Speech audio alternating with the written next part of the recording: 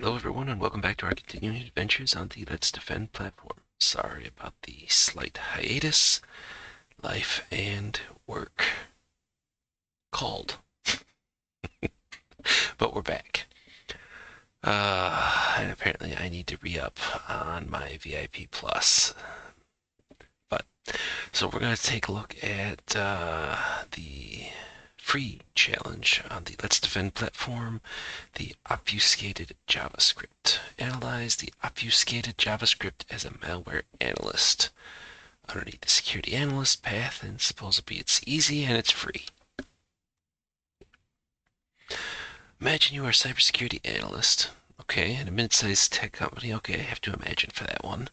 One morning you receive multiple reports from employees that their web applications are behaving erratically. Upon investigation, you discover that the source code of several critical JavaScript files have been heavily obfuscated, making it difficult to understand and troubleshoot the code. The obfuscation includes the insertion of numerous misleading comments, variable renaming, and string encoding. Your task is to analyze the obfuscated JavaScript code, identify the obfuscation techniques used, and determine if any malicious code has been inserted. So since I am back to a free account as opposed to VIP Plus, I stood up the VM, immediately pulled off the sample.7-zip onto my local host to go through and to not run up lab time. So let's see, what do we actually have? What is the name of the ActiveX object created in the script? What WMI namespace is accessed in the script?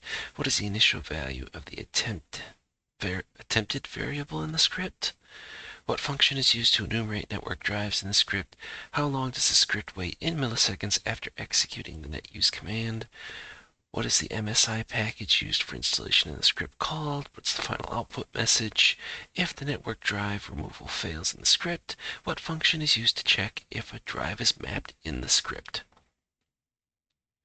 Oi. Okay. So let me bring up Notepad++. Oh, I can't even see it. I need to move it. It is in the way. Wow.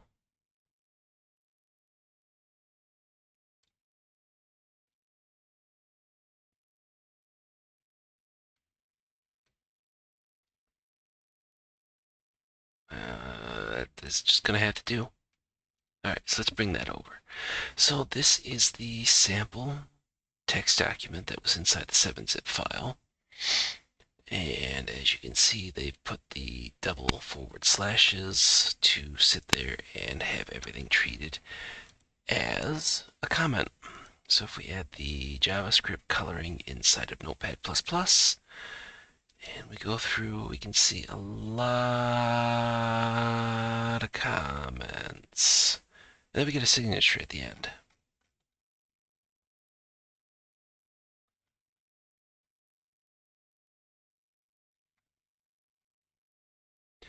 But periodically, we go through and we see bits and pieces. So my thought was, let's go ahead and do a find and replace, because it looks like everything starts with the comments. Let's just take this commented stuff and let's just throw that out. And I realize that doesn't show up here.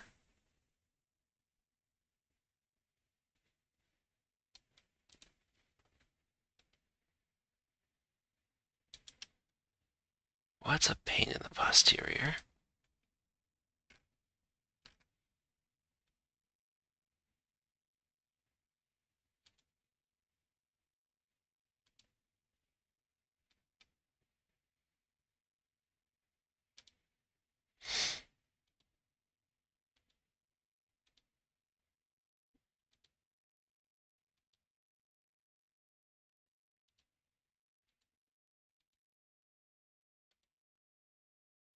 Well, let me do this then. So if we bring up find, because I'm having difficulties actually getting the appropriate screen to show up, and we use this as the regex, so we set it for in search mode for Notepad++. On the bottom left, when you bring up the find and replace screen, there is regular expression. If we utilize that, that will select the entirety of the line that starts with the // and then a space.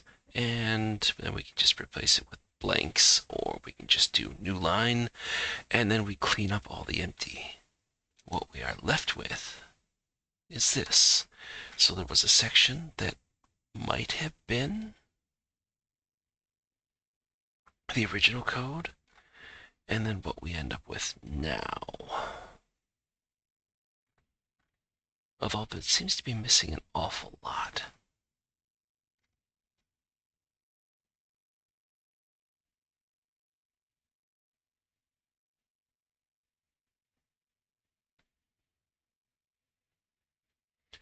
Because it looks like some of this stuff should actually be called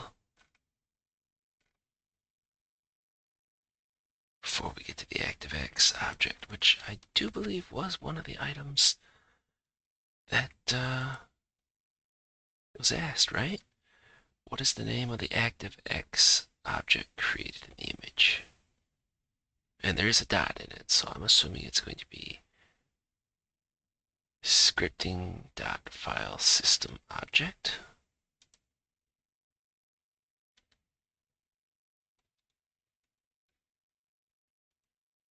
So how about it? Who feels lucky?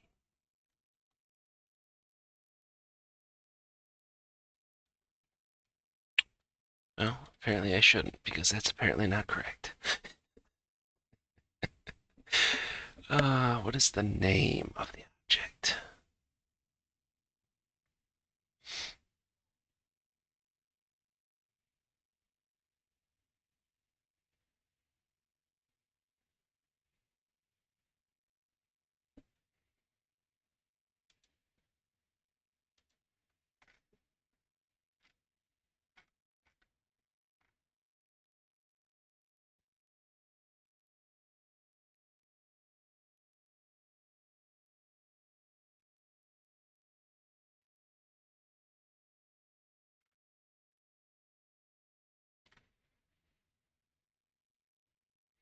So I think there was a section in there. What was the name of the MSI file?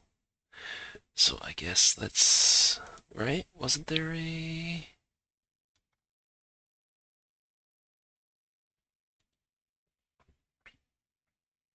Yeah, there is. So are we even in the right section? So I guess this would be the test. Okay, so we are apparently in the right metaphorical ballpark. So avp.msi is the only MSI file that is mentioned in this particular aspect.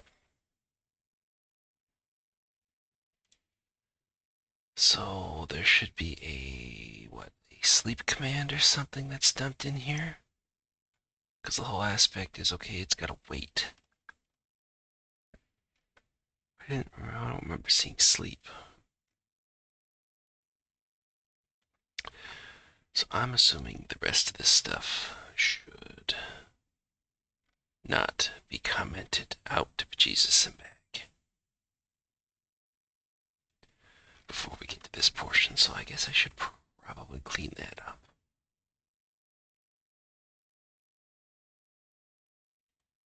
So we'll go replace. We'll select this number, replace all, and then that takes that out of the way, and I realize, okay, so this is what we end up with, and this is why I have it set as a copy of the sample file. So even if I screw something up royally, I can immediately go back without having to extract out. But that isn't going to set it closer to any other answers. What is the final output message if the network drive removal fails in the script?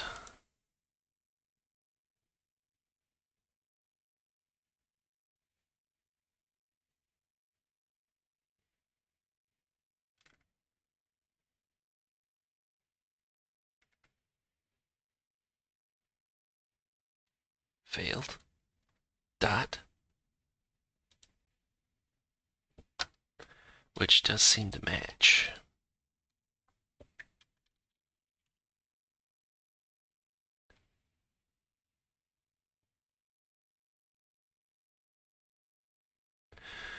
Alright, so, and then we need to find the net use.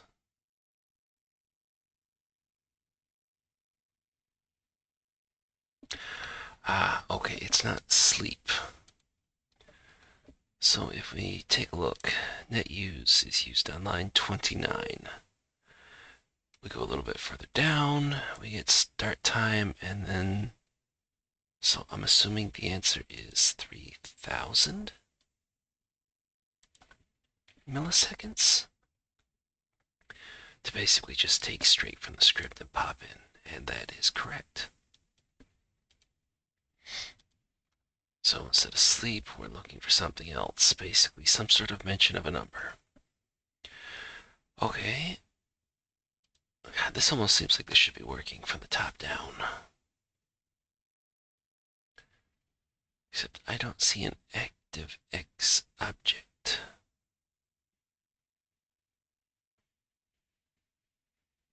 Because it all starts with the drive mapping.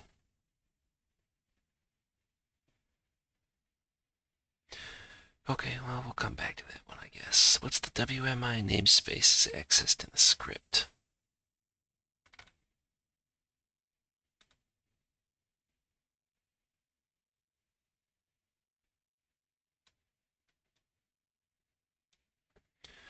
So what are we seeing? We're seeing WMI.get win32 underscore process. Win32 underscore process.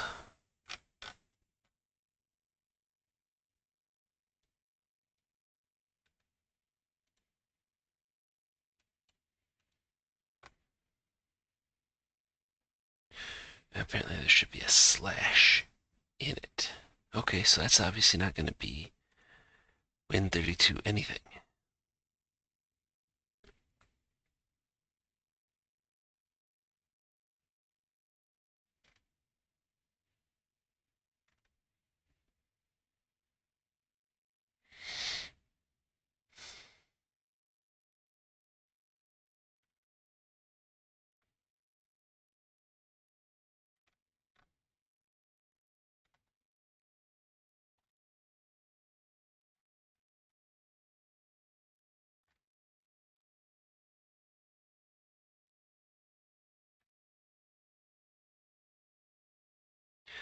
Okay, well, what else can we quickly answer before we go back to... What is the initial value of the attempt variable in the script? So question 3, which I believe would be 0, as it's spelled out. Okay, that's accepted as an answer.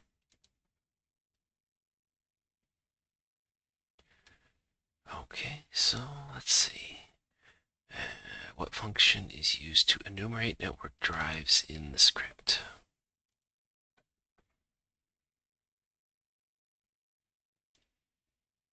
Is drive mapped?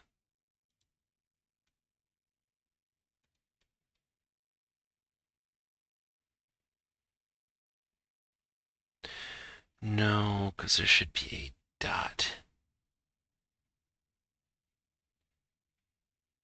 involved. How about the next one for line 6? Network dot enum or enumerate network drives.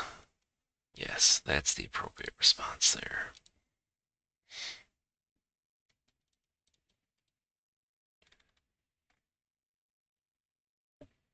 What function is used to check if a drive is mapped in the script? Now, is that one just the simple is drive mapped?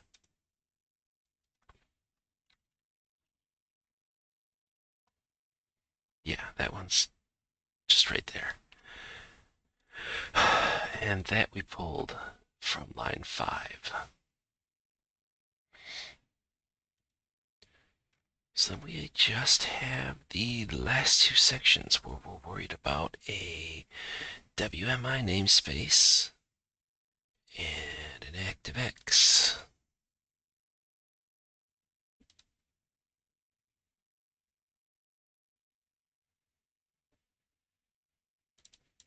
That must include a dot, but not scripting.filesystem.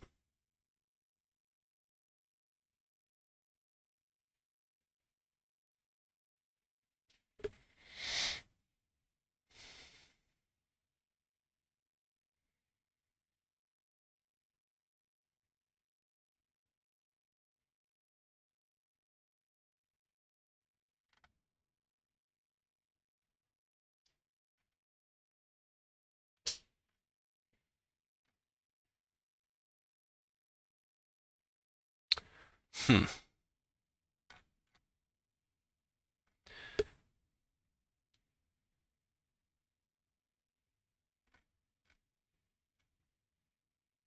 I mean, we go through all this stuff here, but I don't see, I mean, A is not touched until we go down to the very last line.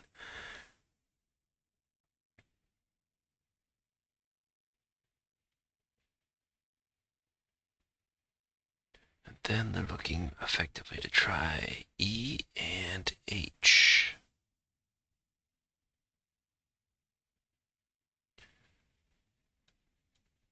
So there's J, so what's E and H? And where's that potentially called? We have A, B, C, D, F, G.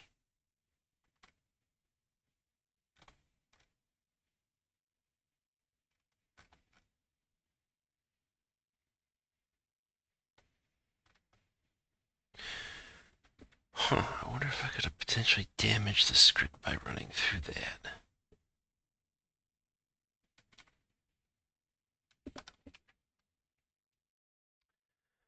Okay, I went back through. Apparently, when I was going through and figuring out the obfuscation technique and how to remove it, I accidentally removed 2 lines from the start of everything, which explains as to why we couldn't find the first 2 answers. This is why we keep a copy in standby in the event that we make a boo-boo.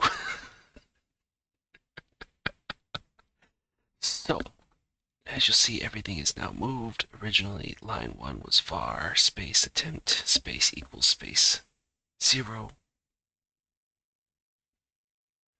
And you'll see now that there is a new line 1 and a new line 2, where it talks about var network equals new ActiveX object wscript.network and var wmi equals get object win managements slash slash slash slash dot slash slash root slash slash sim with a C v2. So now that we've undone what we've broken, let's see if the first line, wscript.network, is what we were looking for. Yeah. So you do effectively just work top to bottom then effectively for this. And we need the WI namespace with a single slash. I'm going to assume that's going to be root slash simv2.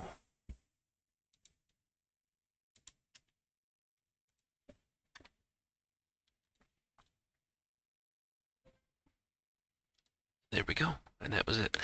So now, Canada. Yeah, no, I'm not on call right now. Anyways, so why then is it a single backslash as opposed to 2 is what's in the script? Well, because in order to denote that you're going to actually use that, you've got to double up. So if you're actually going to use a backslash in anything for that, you've got to do it. So you might have also noticed that for various other aspects. So then realistically what this would be is / dot / root / simv2.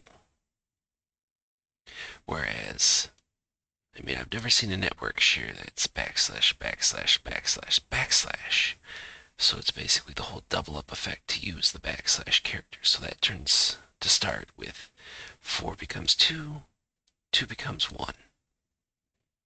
Again, a little bit further down there, for line 28, 4 becomes 2, 2 becomes 1, 2 becomes 1. And notice it's not needed for the /. At least for everything to go through. And then again, repeated. 4 becomes 2, 2 becomes 1, 2 becomes 1. If it's forward, it don't matter.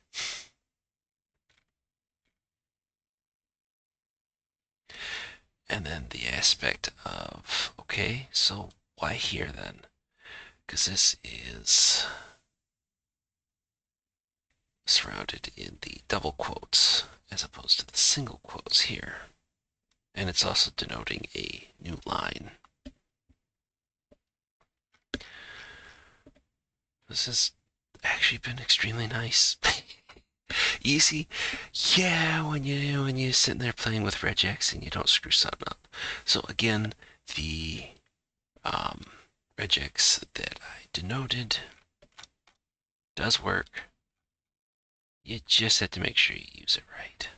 So again, down there on line 2218, caret to denote the beginning, / in order to sit there and find the just single.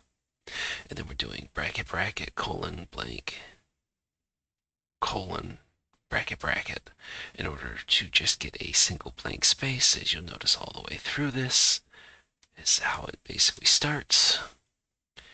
And then dot asterisk for any number of letters, numbers, characters, and then the $ to denote the end of the line. So basically we want to select everything start to finish, and that's what we want to replace with an empty line. And that gives us this 73 lines down from 2,215. But you can actually read one as opposed to the other. I mean, I suppose you could if you really wanted to hunt for everything, but that's also kind of why it's important to have a copy kicking around so you can sit there and do the work on that, just like if you're doing forensics. I mean, granted, yes, it's not that much work to sit there and extract out a fresh copy of the sample from the 7-zip. You did remember to save the 7-zip, right? But so there we go. That has been a nice little warm-up, and I may have even done that without actually having my first coffee of the day.